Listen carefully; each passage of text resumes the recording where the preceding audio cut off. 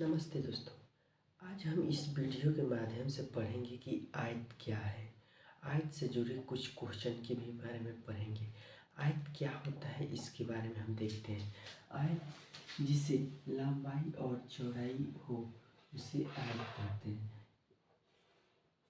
जैसे मान लीजिए ये लंबाई हो गया, ये चौड़ाई हो गया।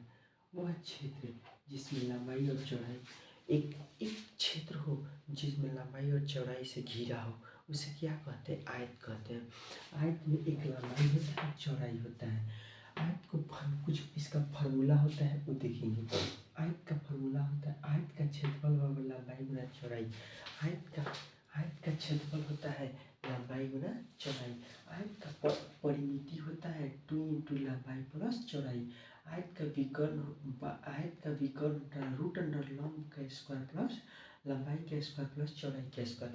इसी प्रकार से हम इस पर देखते हैं क्या कि इस पर हम कुछ क्वेश्चन को बनाते हैं। कैसे हम इसका क्षेत्रफल निकालते हैं, कैसे इसका परिमाप निकालते हैं, कैसे इसका विकर्ण निकालते हैं, उसमें हम देखेंगे। देखिए आइए देखते हैं। जैसे कि किसी आयत की लंबाई 4 सेंटीमीटर है, किसी आयत की लंबाई 4 सेंटीमीटर है और चौड़ाई 2 सेंटीमीटर होता है, तो आयत का क्षेत्रफल क्या होता है? जब इसका लंबाई दिया हो, चौड़ाई दिया हो, जब इसका लंबाई दिया हो, चौड़ाई दिया हो तो इसका क्षेत्रफल निकाल सकते हैं। देखते हैं कि आंसर इसका लंबाई 4 सेंटीमीटर, चौड़ाई 2 सेंटीमीटर। इसी तरह से आयत का क्षेत्रफल क्या हो गया? फर्स्ट नंबर फार्मूला के हिसाब से लंबाई गुना चौड़ाई। तो आयत का क्षेत्रफल लंबाई गुना चौड़ाई, लंबाई की जगह पर 4 भर देंगे और चौड़ाई की जगह पर 2 भर देंगे। 4 दूनी 8 सेंटीमीटर स्क्वायर मतलब सेंटीमीटर स्क्वायर। किसी आयत का अब देखते हैं, आगे देखते हैं कि आयत की लंबाई 8 सेंटीमीटर और चौड़ाई 10 सेंटीमीटर। आयत की लंबाई क्या है? 8 सेंटीमीटर, चौड़ाई 10 सेंटीमीटर है। और क्वेश्चन क्या कह रहा है कि आयत के परिमाप ज्ञात करना है।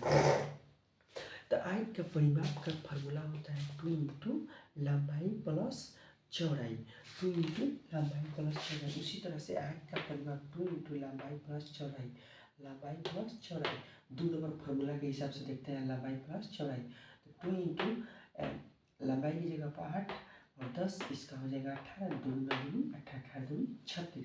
अब हम इसका जब हम आयत का क्षेत्रफल निकाल लिए और उसका परिमाप निकाल दिए, अब हम उसको विकर्ण कैसे निकालते हैं? आयत का विकर्ण फार्मूला के अनुसार कैसे निकालते हैं? जैसे आयत का विकर्ण हो गया रूट अंडर लंब के स्क्वायर प्लस लंबाई के स्क्वायर प्लस चौड़ाई के स्क्वायर।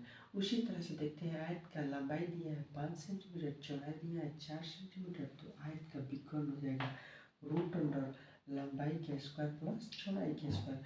उसी तरह से 50 25 4 का 16, अब इसका रूट अंडर 41 हो जाएगा। इस प्रकार से हम इसका क्वेश्चन बनाते हैं। आयत से रिलेटेड जितना भी क्वेश्चन आता है उसको हम इस प्रकार से बनाते हैं।